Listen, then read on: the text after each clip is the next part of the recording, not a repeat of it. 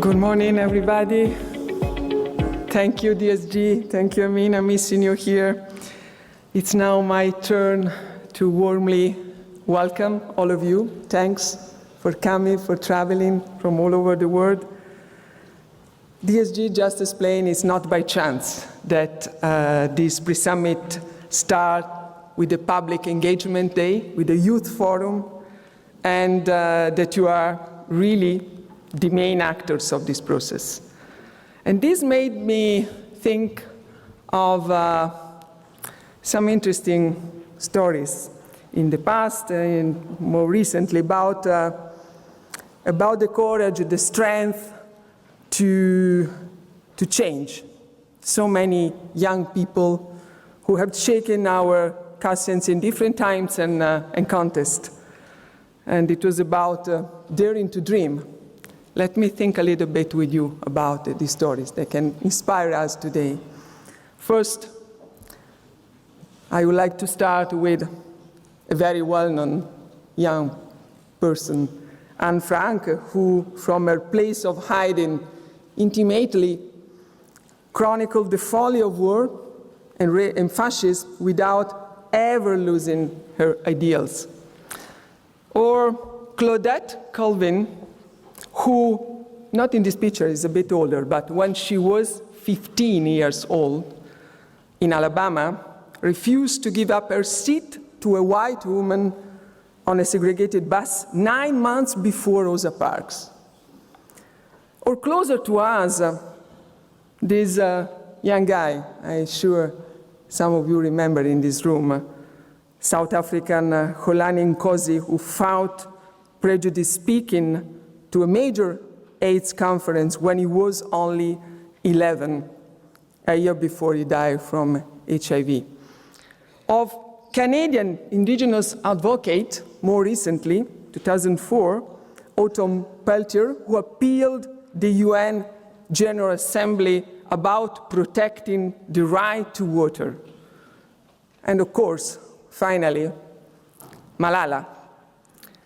You know, Malala Yousafzai, who survived an assassination attack just because she stood up for the right to girls' education. Well, which is the red line which connects all these young people? What bonds all of them is an innate sense of justice, of human dignity, and the courage, the strength of fighting for their dreams. And so I think today, with all your experiences, with all your revolts, why not, protests, ideas, solutions, you are setting the tone not only for this pre-summit, let me say not only for the summit in September, which is the other important moment this year, but beyond, most importantly, beyond. You are representing the world's 1.2 billion young people between ages 15 and 24. And that's power, that's potential, that's really creativity. And that's what we need to transform, that's what we need to reshape education and to reshape through education the rest of society and the many challenges that the DSG was referring to. We have exemplary young people in this room, all of you are, of course, but I'm thinking of some specific stories I heard, young refugees advocate helping refugees pursue their education, young leaders on climate action, on countering human trafficking, and many, many other stories I'm sure you're sharing and will be feeding the process. You are actually on the front lines, but too often you are not genuinely, in the process of decision making. And that's the difference. And that's not about the approach of listening to, but giving you the stage. And this is why this youth forum is really youth-led and intentionally intergenerational. I think you know that you will be speaking directly with political leaders, with educators. Thanks for also all leaders who accepted to be with us today. And the youth declaration will feed absolutely and crucially into the summit outcome document.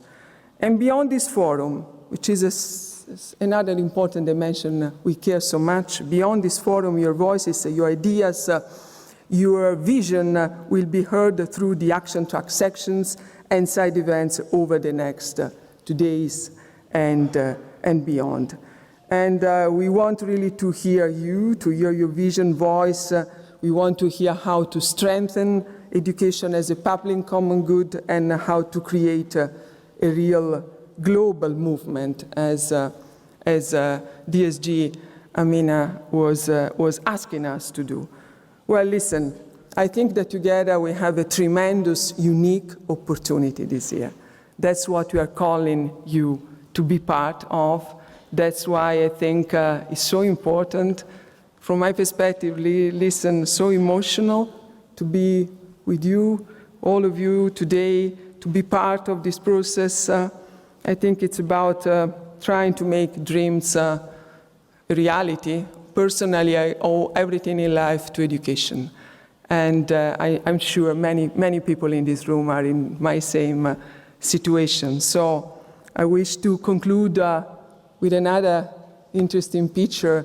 This is the mural that we inaugurated yesterday in the 13th arrondissement here in Paris.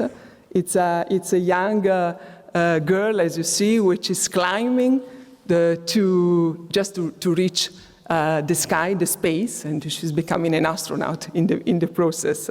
So, in my opinion, it captures the real essence of education to unlock everyone's potential, which is about imagination, which is about transformation, which is about fulfilled dreams, which is about, most importantly, freedom.